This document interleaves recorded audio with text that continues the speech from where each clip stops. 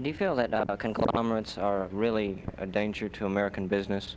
Conglomerates as such are not. There may be practices within conglomerates that might be, but in and of themselves, as far as we know now, they are not a danger. Well, why have certain senators spoken out against conglomerates as such, namely LTV Aerospace? Well, there are many who oppose conglomerates because of their size. And yet, some 50 years ago and 70 years ago, when Williams Jennings Bryan, a fellow Nebraskan of mine, was he was presidential candidate, and he was the one who led the fight against big corporations. Where would Omaha and Nebraska and all the other 49 states be if it weren't for the corporation? And he said, this is no good, this corporation concept. It's too big, it destroys the individual ownership, and we must keep individual ownerships going if we expect to be strong. We know how sorely mistaken he was. And here is another evolvement, another evolution in business world, a conglomerate that takes into account many activities, not only the activities relating to the parent company.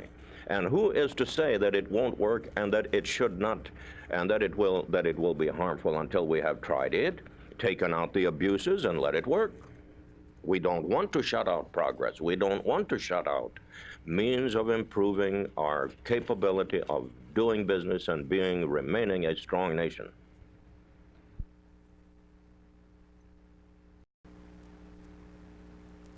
I would like to repeat an observation of a press representative from the East who talked to me last night. He asked after the convention was over that we could have an interview together. So I sat down with him, and he made a remark to me, an observation to me that I would never have thought of.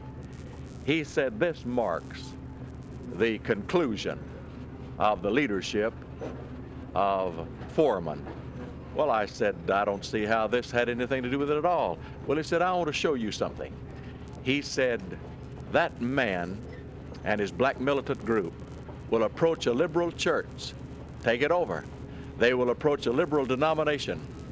But when time came for him to approach a conservative denomination, and the largest one in America, he did not have the courage to do it. He left New York City. They told me he came as far as Cincinnati, but he wouldn't cross the Ohio River. Let me ask this then. The Methodists are gathering together what they call a $20 million reconciliation fund.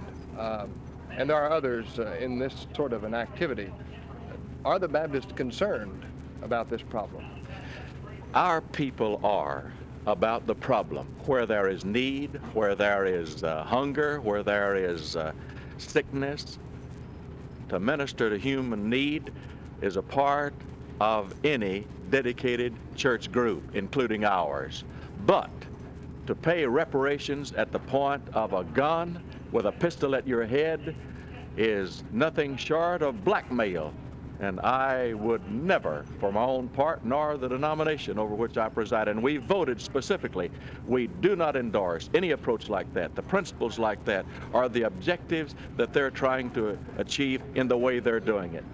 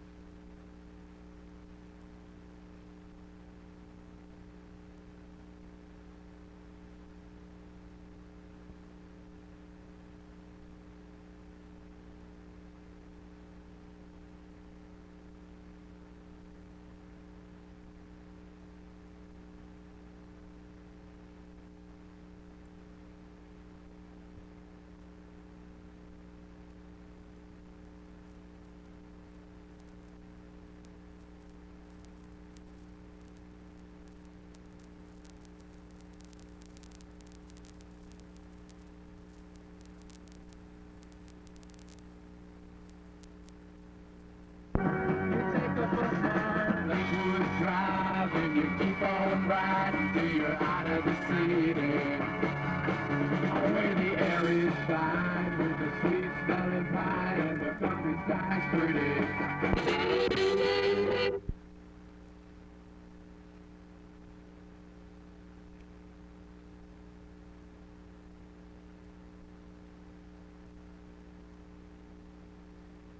What kind of person?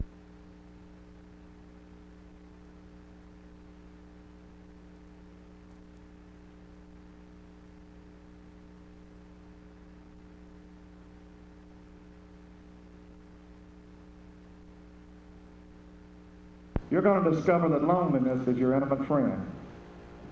You're going to find out what it means to really be alone. You're going to sow heartache like a disease. You're going to crucify everybody that means anything at all to you. Don't you see, the only people in this world that you can hurt are people who care.